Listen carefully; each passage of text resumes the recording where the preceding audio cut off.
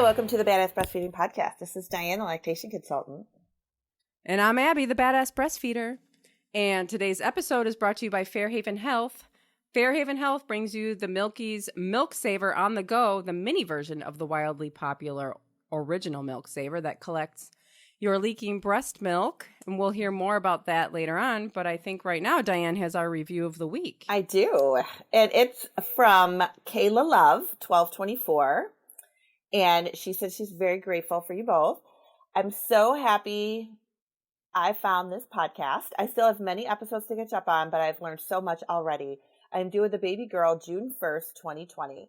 I always knew I wanted to breastfeed, but like many others, had some silly worries. My first thoughts were, if I can, if my boobs work, probably stop when my baby gets teeth, among other thoughts. I have a whole new outlook now, thanks to both of you. I feel very empowered and cannot wait to start our journey. I have more faith in what my body can do and how amazing it really is. Sometimes I didn't realize how much I was lacking faith in myself and my body until I had it. Thanks so much for doing what you do, Kayla. And this is why I love when people listen when they're pregnant. But oh my God, like when I read this review, I was like, we need to do another myths episode. Like it just made me feel like that. I know, we can just do one. We should just do a monthly myths. Oh my gosh, I know, because there's so many of them, but like it's this kind of stuff when people, oh, well, I'll breastfeed if I can, if it works, until the baby has teeth. I mean, those are things we hear all the time.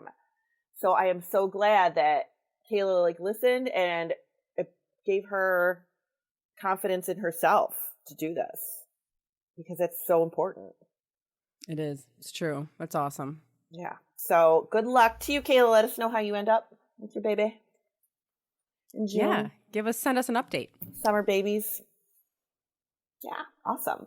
And we would love to hear reviews from everybody. Like if you have any thoughts, shoot them our way.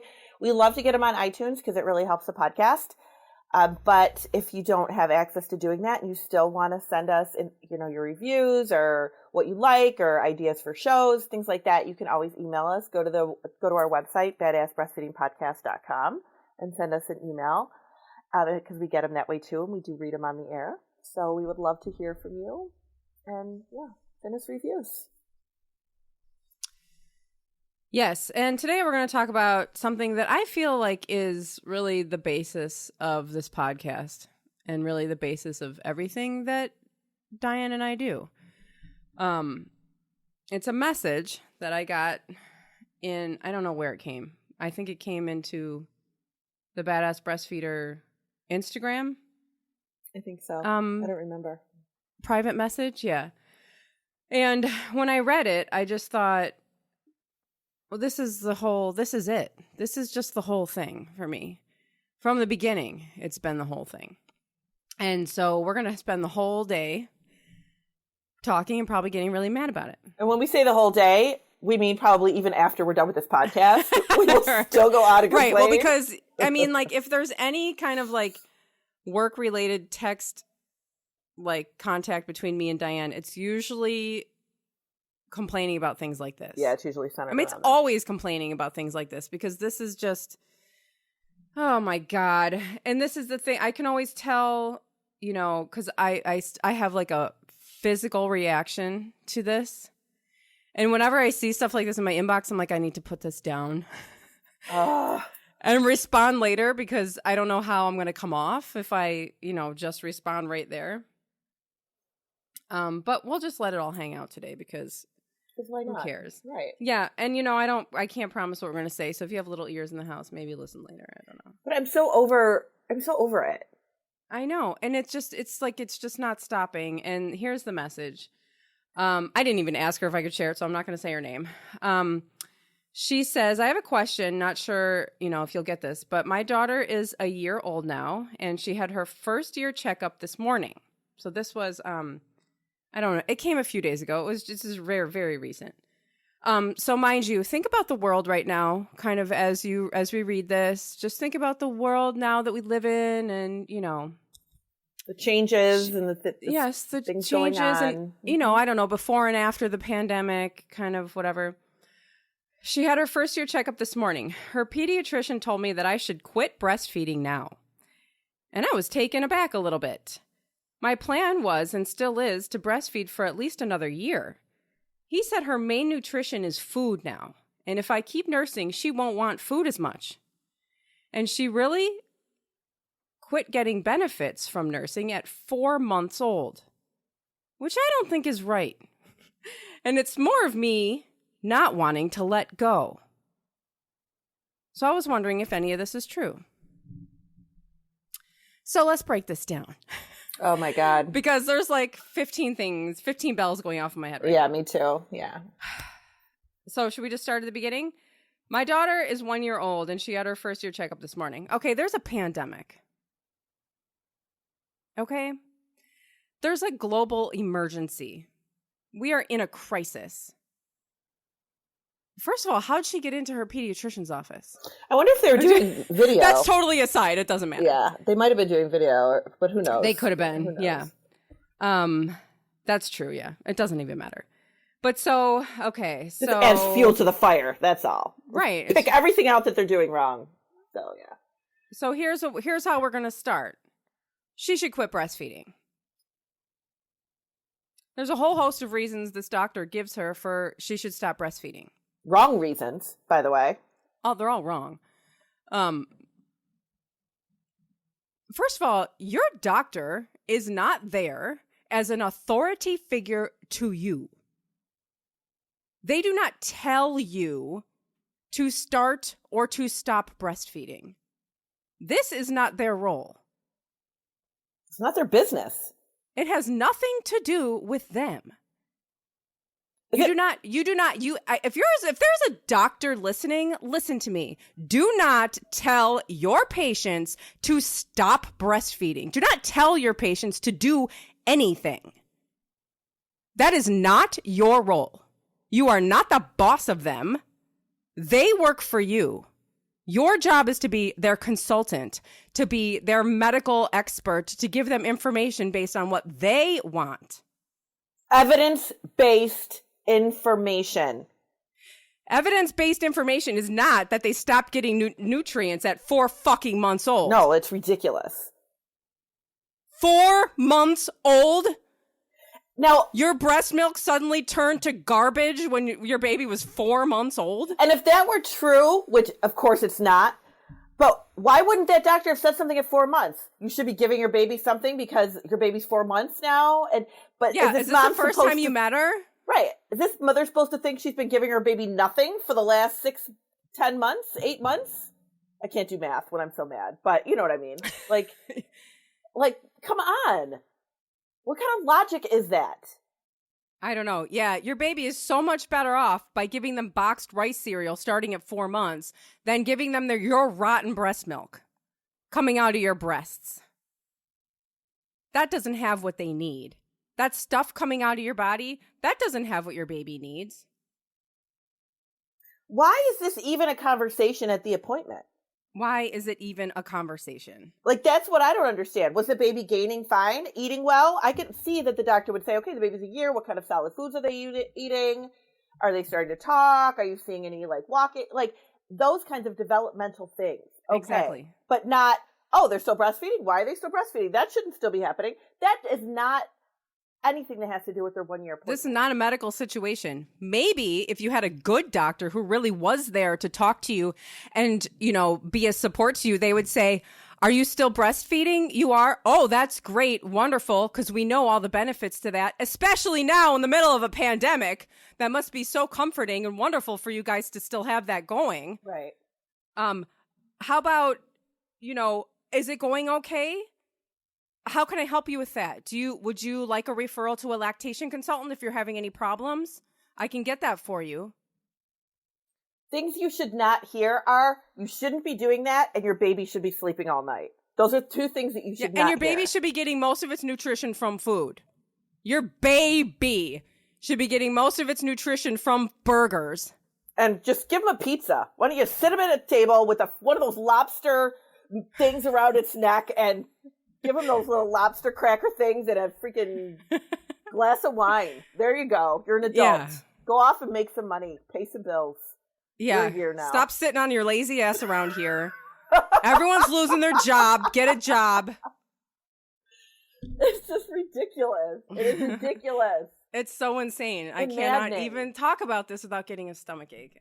But what gets me, it's like, yes, we are very evidence-based. We both love the science behind it. We love the evidence-based behind it. When stuff like this comes up and it's like, that is so ridiculously untrue and made up. But on top of it is the undermining fear-mongering of mothers. I can't stand it. I can't stand it. What is this doctor gaining from telling her this? What is he gaining? I don't know. And we have, because there is this obsession with authority in our country. We have a very authoritative country, a very authoritative way of thinking. There's always some sort of hierarchy. Someone's always above someone. Someone's always below someone. Right. There's zero equality. We're obsessed with it. And I was contemplating. So I used to give this talk all the time at Mommy Cons back in the day when I used to talk there.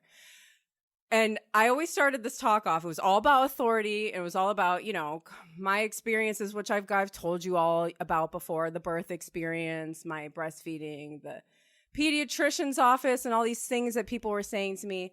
But I always started the talk off by telling the story, and I'm going to tell the story because it's a good story. And so I was pregnant with Exley, and it was winter. Winter in Chicago.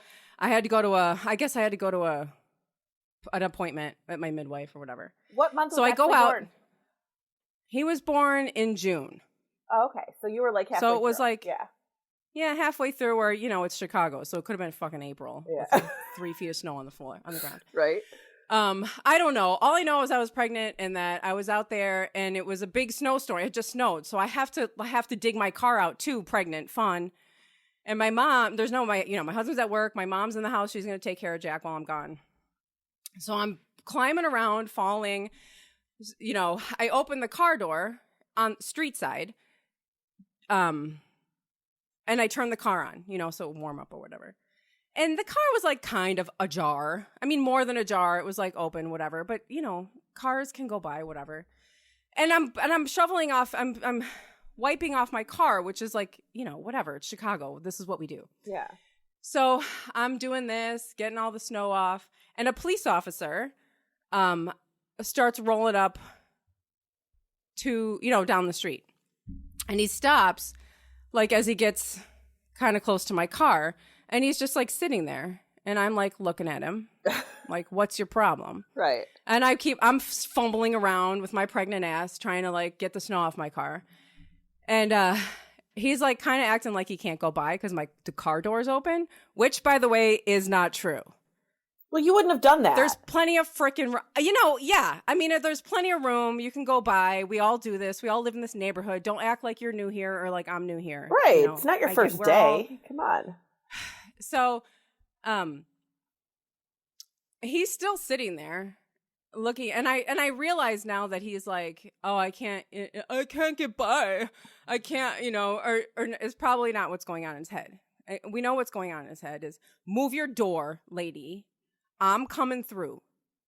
Move, and I didn't run over and close my door because I don't know. Whatever. I have a problem with authority.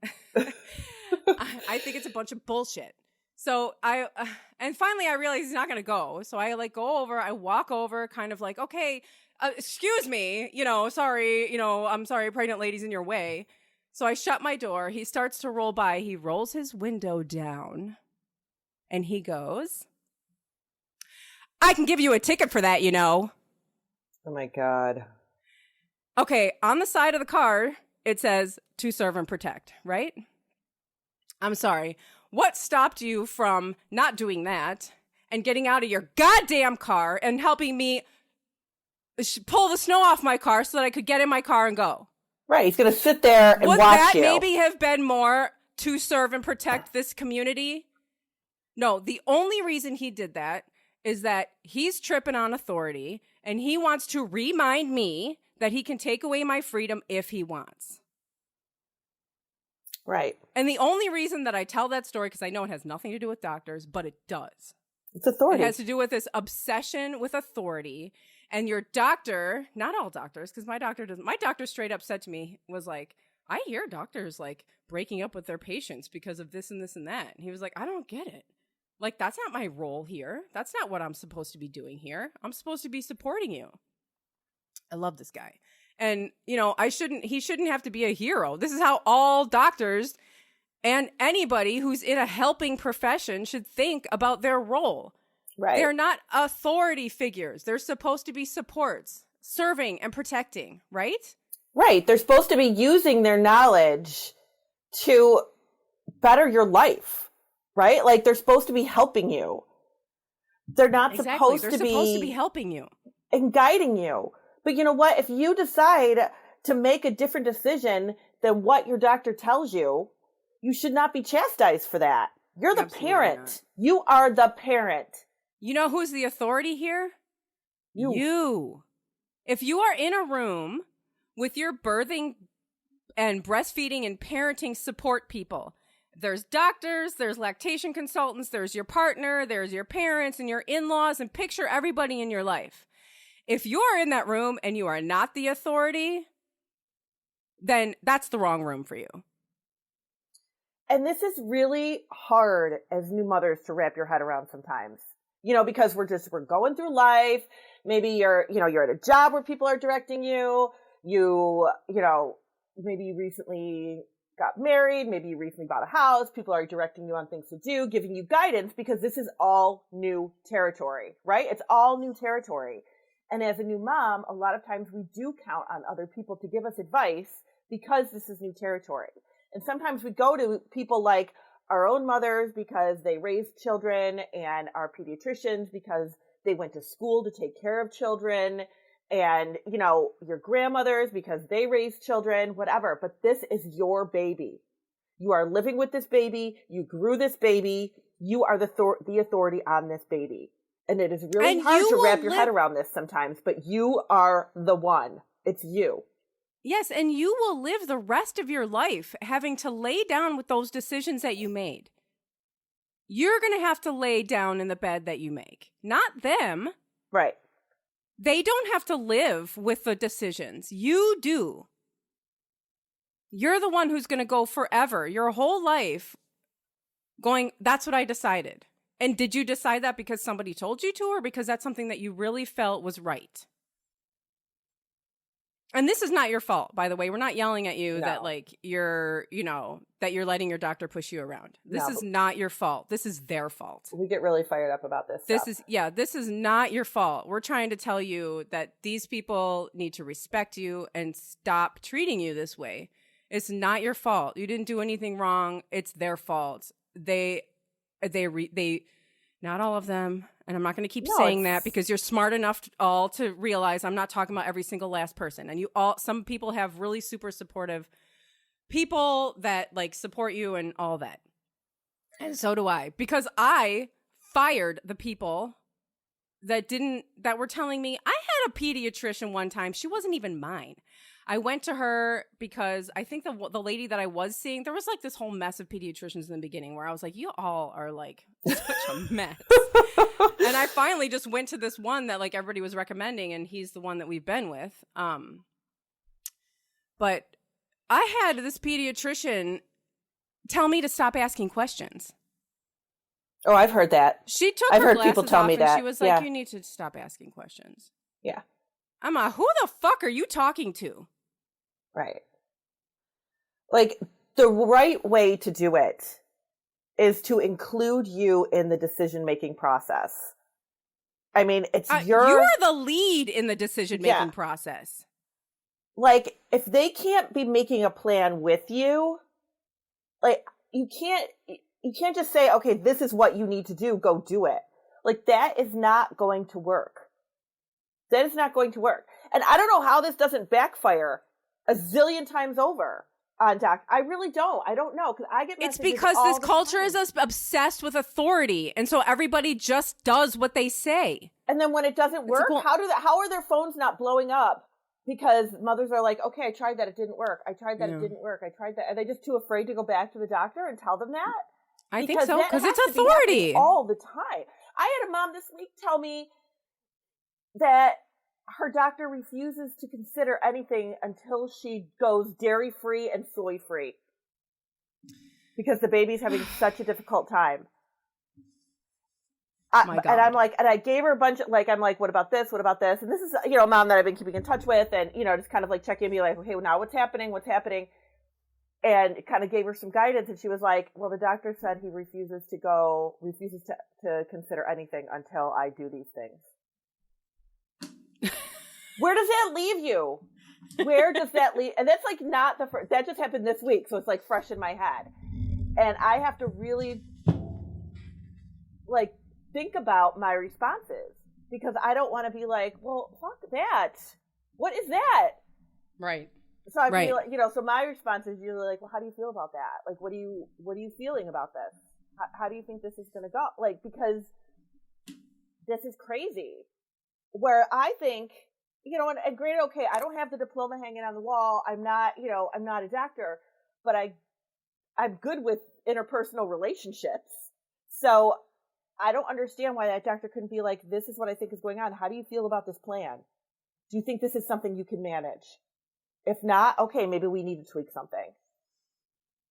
And I don't know if they even know that she's seeing a lactation. Oh no, I think she did tell them. Yeah. But of course he poo-pooed everything I said, so it doesn't matter. But see, that's insane. And I mean, you know, people, so you might be thinking right now, like, but they went to medical school for all this time. Don't they know more than me? Yeah, they do. About a lot of things, they know more than you. They know, you know, what to look for as far as like your baby meeting certain milestones. They know what a heart is supposed to sound like when they put it up to your baby's chest. They know when they look in their ears and their eyes and they smush their fingers into their abdomen what they're supposed to be feeling. Mm-hmm. You know, and they know how to say, here's something that doesn't look right, or everything looks great, you're doing a great job. You know, or, you know, if there's a decision to be made, they would say, what are you doing about this? Do you go like our pediatrician's office, which I can't, I mean, like I'm amazed that they do it. Even they ask where the baby sleeps. They're like, does your baby have like, you know, his own room with a crib? Do they sleep in a bassinet next to your bed, or do you have a family bed? Oh, I love that. I know. It's just part of the questions, and it's this picture of your family. And so, okay, if your baby's in the bed, you know, then sleep is going to look different for you. So if I say, doctor, yeah, my baby won't sleep, you know, I don't know what to do, you know? And then he can look at the chart and say like, okay, so you have a family bed. Okay, well, so, I mean, my doctor would be like, put your baby on the boob and go to sleep. Like, just let your baby be on your boob as long as possible so that you can sleep. You know, so like I am the one who's telling them what my life looks like. And then they're giving suggestions to me. Not like in the beginning with the whole mess of other people that were like, don't ever put your baby in your bed. That's deadly. They'll die. Yeah, you do hear that. And then I was like, what? Right. And that's a whole other different topic, which we have episodes about. But, you know, that's not very helpful. Oh, you know, first of all, that's not evidence-based again. Exactly. It's not. And But your doctor does know more than you. And that's the reason you go to them, is so that you can get this knowledge from them to support you, not so that they can tell you what to do and not do. Do you see the difference? It's crazy. And with the breastfeeding, when it comes down to breastfeeding, they just don't know what they're talking about. Most of the time, you're going to have to assume they don't know what they're talking about, because that's not a part of medical curriculum. Go ahead and tell me I'm wrong. And we should probably talk more about that after our sponsor break. I suppose. But we will, because that's one of my favorite topics to talk about. Yeah. So we will talk about that. Today's episode is brought to you by Fairhaven Health. The Milky's Milk Saver on the Go is a mini version of the original Milk Saver, loved by so many. The original Milk Saver is perfect for using on the opposite breast while breastfeeding to collect the letdown. But what about in between feedings or when you're out and about? The Milk Saver On the Go is a discreet breast milk collection system designed to collect leaking breast milk when you are not feeding, so you don't waste any more breast milk to a breast pad. The breast shells can be tucked right inside your shirt and then place your nipple right in the hole. The unique oblong shape allows you to collect more milk than other brands. Each shell holds about 1 ounce of milk, and people are collecting several ounces a day to add to their stash. It's not a pump. There's no work for you to do. It also helps protect sore nipples from rubbing and chafing while they heal. Head to fairhavenhealth.com, that's FAIRHAVEN health.com, and use promo code BADASS for 10% off of your purchase.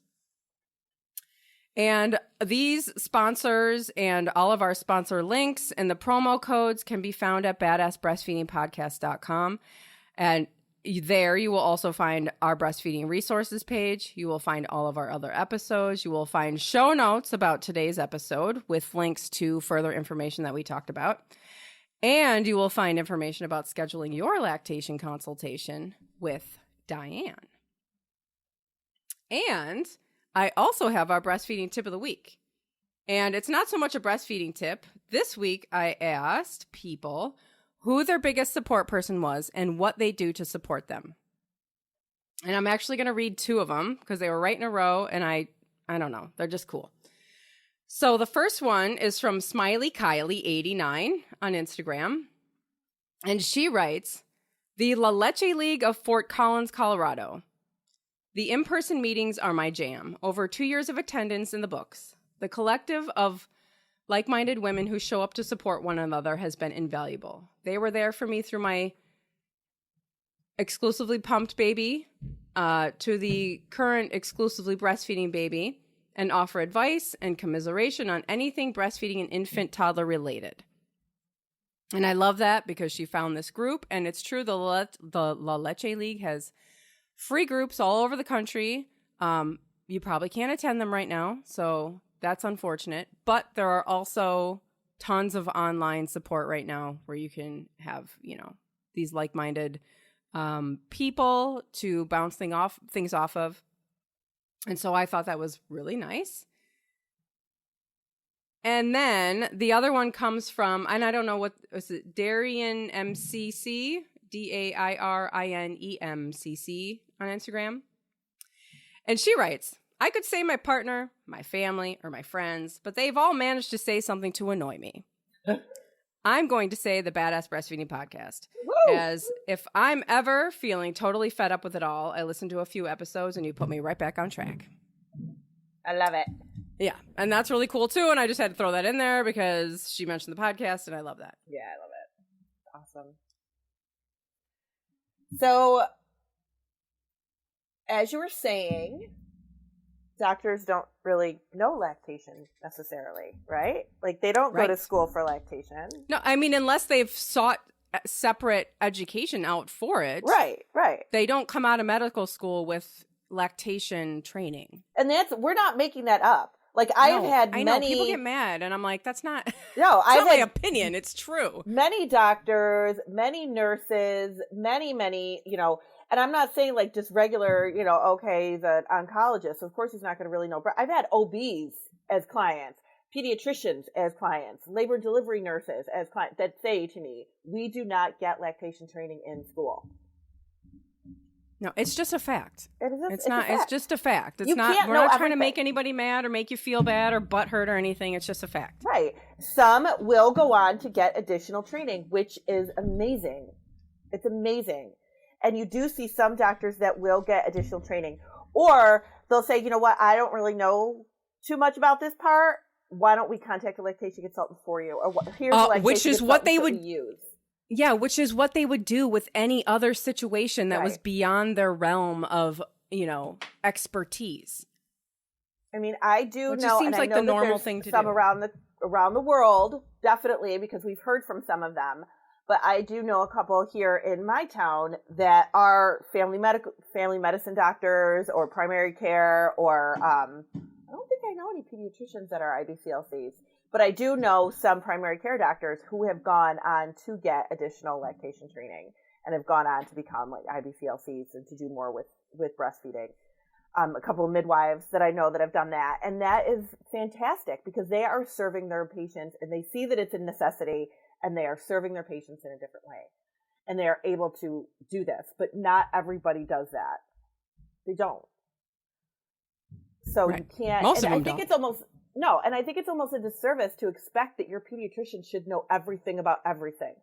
Nobody does. Well, and I know, and I think that this is so. I think it's so symptomatic of the society that we have become. We have become so disconnected from family, from like community, in that sense that we don't have anybody to go to. You know, and we go to doctors and doctors have this enormous pressure to have an answer for you about everything. You know, you're coming to them with your baby and it's just like your whole entire world, you know, from sleep to food to medicine to, you know, milestones to everything. You put it on your doctor and it's just because there's nobody else now. It used to be that we had communities, you know, and villages of elders and people who could just, you know, grandma would swing by and be like, you know, you hold the baby like this, you know, while you're breastfeeding. Mm-hmm. And, you know, you saw breastfeeding everywhere and you saw people living their lives and taking care of children. And we don't see that anymore. We're so isolated. We're so disconnected. And now we're entering into a time where we're going to be even more disconnected from each other because we're just supposed to stay the fuck away from each other. Right. Yeah. And I already dropped the F word once. So now I might as well just say it 20 times because we're going to have to put explicit on this one anyway. So fuck. Right. Who cares? You know, we're so, you know, and now we're going to have just a time where there's nobody around, you know, for a while. And, you know, you're going to have these questions and yeah. So, I mean, I just think that it's so the doctors have such an enormous pressure to have answers about everything. And when it comes to things that they're not trained in, unfortunately, they fall back on cultural norms, which are often wrong, and their opinion, which is often wrong. I remember having this mom, and this is going back like years ago. And it was a situation where the mom was having such horrible, painful breastfeeding, damaged nipples, all these problems. And it was a tongue tie situation. And we had to, you know, came to this conclusion after, you know, trying other things and doing other things. We came to the conclusion that this was a tongue tie situation. And she went back to her pediatrician and he did not agree. So would not refer her out to an ENT to have it assessed, would not help with that at all. Just said, no, I don't agree. And then she would contact me again and be like, I don't know what to do. My pediatrician isn't supportive. He says that's the problem. And it finally got to the point because I can't do anything I can tell you what to do. I can tell you from my knowledge and my education what the problem is and how to fix it. But if you choose not to follow through with that for some reason, I can't like magically find a different way to fix it. You know, like that's just, I can't do that. It just doesn't work like that. But she was so frustrated that she would come back to me. Well, my pediatrician isn't supportive about this. And I finally said to her, then ask your pediatrician what you need to do. Then how do we solve this problem? If your pediatrician does not agree, then ask him how to solve the problem. And I still firmly stand by that. If you take something to your pediatrician and they say, no, that's not the problem. No, that's not what you should be doing. Then how do we solve this problem? How?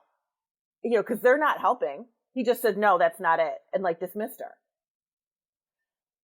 They are there to help you. And if they're not helping you, then we need to move on. Like plain and simple. If they are disregarding your concerns, then they're not being helpful.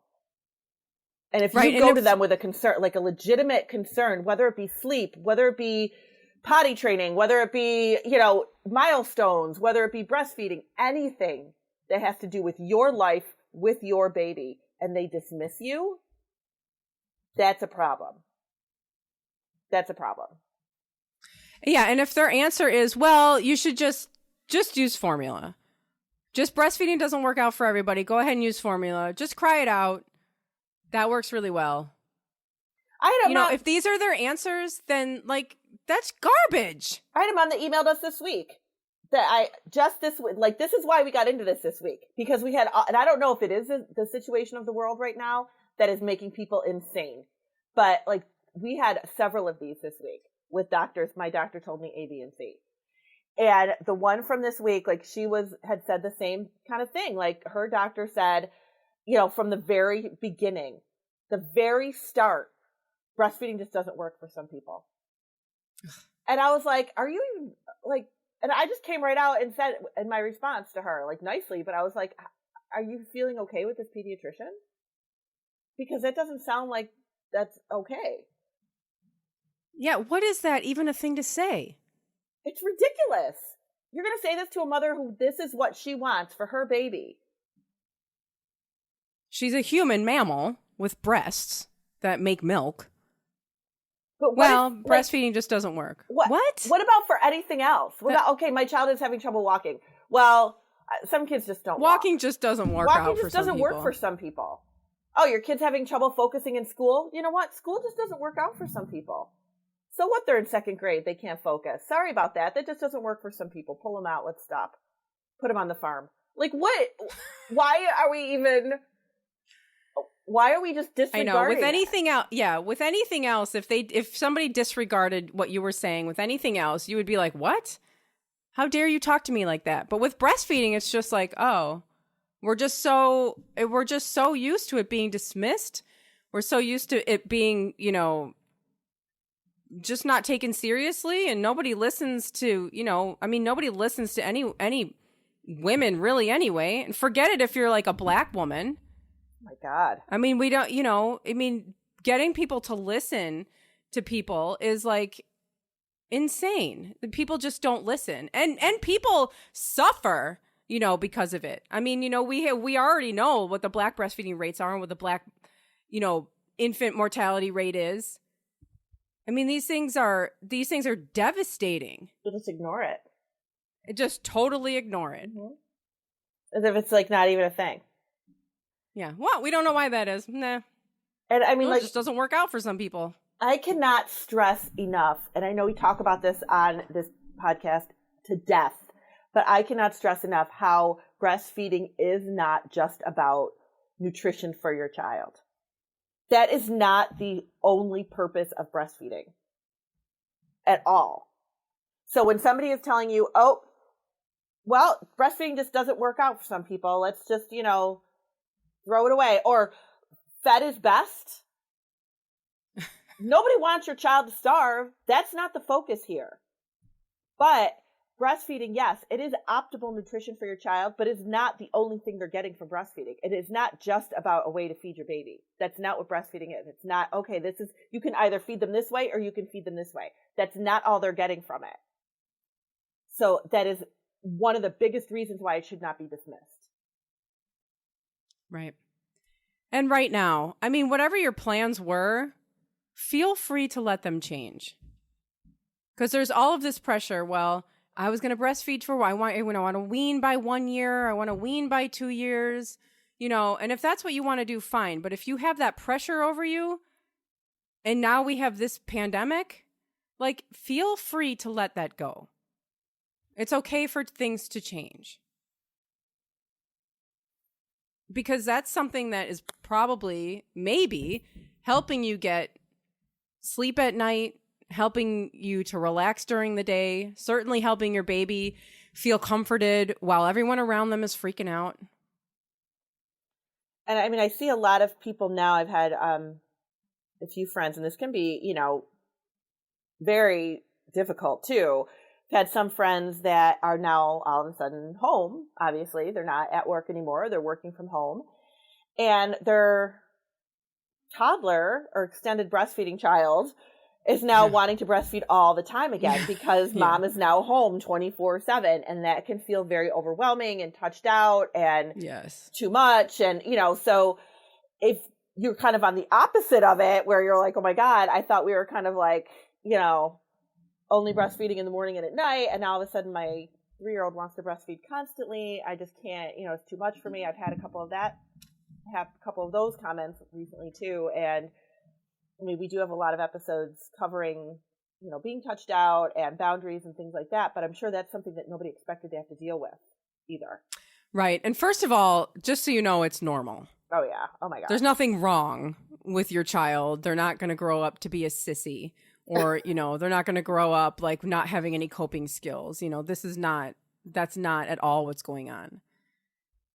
But, breastfeeding fluctuations in frequency is totally normal for as long as they breastfeed, however many years that is. Right. But anyway, doctors and their authority over us. Yes. Don't let somebody tell you like, oh, well, you just really know, oh, they're too old. Don't let somebody tell you that you have to wean right now. Come on. There's no reason for that. There's no reason for it. And don't tell somebody that right now. Oh, by the way, I know that your life got turned upside down. You might not have a job anymore, and you're totally stressed out about every single like sore throat and cough you have. But it's a great time to wean. Yeah. It's a really good time to wean and go through that whole thing because that's really easy and it's not stressful at all. It is, yeah. That's just garbage. And anything that, these people are not these people are not your authority. These people work for you. And I think that we need to change our thinking when it comes to this. That they are not there to tell us what to do. This is our baby, our body, and our life that we're making decisions about. And you don't get to tell me that I can't ask questions. You don't get to tell me that I have to wean. You don't get to tell me wrong garbage, that my breast milk doesn't have any nutrients in it anymore. Or that, oh, he's just too old to breastfeed. He's going to grow up to be weird. Like, look at everything this month. This baby's a year. She went through initial latch concerns, probably, and I'm just guessing, but this is the typical stuff.